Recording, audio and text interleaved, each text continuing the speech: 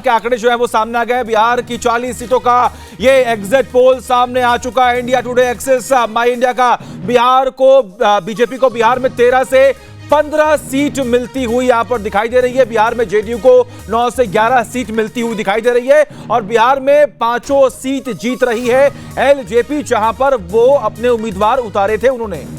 ये बड़ी खबर है। आरजेडी को बिहार में 6 से 7 सीटों पर संतोष करना पड़ेगा, लेकिन कांग्रेस को इससे भी बड़ा झटका 1 से 2 सीटों पर। यह बड़ी खबर है।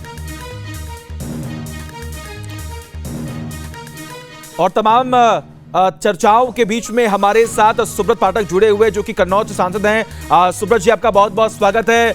आपके सामने अखिलेश यादव चुनावी मैदान में हैं। इस बार जो एग्जिट पोल सामने आ रहे हैं उससे क्या उम्मीदें हैं, रिजल्ट से क्या उम्मीदें हैं आपको?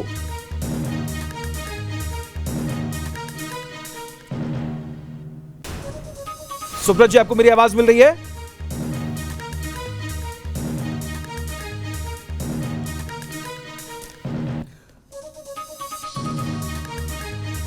तो आपको बता दें कि दोबारा सब उनसे बातचीत करेंगे, लेकिन बड़ी खबर है बिहार को लेकर। बिहार में वाकई में भारतीय जनता पार्टी फिर ये कहा जाए कि एनडीए गठबंधन को ये बहुत बड़ी सफलता है। एलजेपी की 5 सीटें रिपीट होती दिखाई दे रही हैं।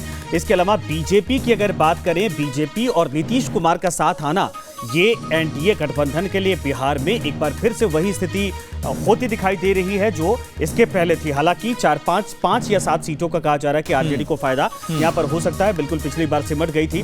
तो ये जरूर है कि नीतीश कुमार को साथ में लाने का भारतीय जनता पार्टी को या फिर एनडीए गठबंधन को यहां पर बेनिफिट इस वक्त दिखाई दे रहा है। बड़ी खबर है, बिहार में 5 सीटों पर एलजेपी का कब्जा होगा, लेकिन आरजेडी को 6 से 7 सीटें मिलेंगी। जो बड़े बड़े दावे किए जा रहे थे उससे बिल्कुल इतर है। कांग्रेस को 1 से 2 सीटें मिल सकती है, लेकिन कुल मिलाकर अगर ये देखा जाए तो 7, 8, 9 सीटों का डेंट यहां पर जरूर है। लेकिन एक ओवरऑल जो दक्षिण भारत में कवरेज बेहतर दिखाई दे रही है, यहां से अगर कुछ कम होता दिखाई दे रहा तो वहां से मेकओवर होता। और देखिए, मेरे ख्याल से अगर मैं गलत नहीं हूं संजय, तो शायद बिहार एक ऐसा राज्य जहां पर अब तक बीजेपी का कोई मुख्यमंत्री जो है वो नहीं बना। ये बिल्कुल सही है कि वहां मुख्यमंत्री कोई नहीं था, लेकिन नीतीश कुमार और भारतीय जनता पार्टी साथ में तो लंबे समय तक रहे। लेकिन देखिए, ये जो बीच में बिहार की सियासत भी आपने समझी होगी, जो वहां पर टूट फूट की राजनीति आप कह लीजिए, तोड़ जोड़ की राजनीति जो है वो कह लीजिए, इन सब के बाद बीजेपी बहुत कॉन्फिडेंट थी कि देखिए इस बार नंबर जो है वो उनके खेमे में आएंगे, उनके साथ आएंगे। और शायद वही इस बार भी हुआ,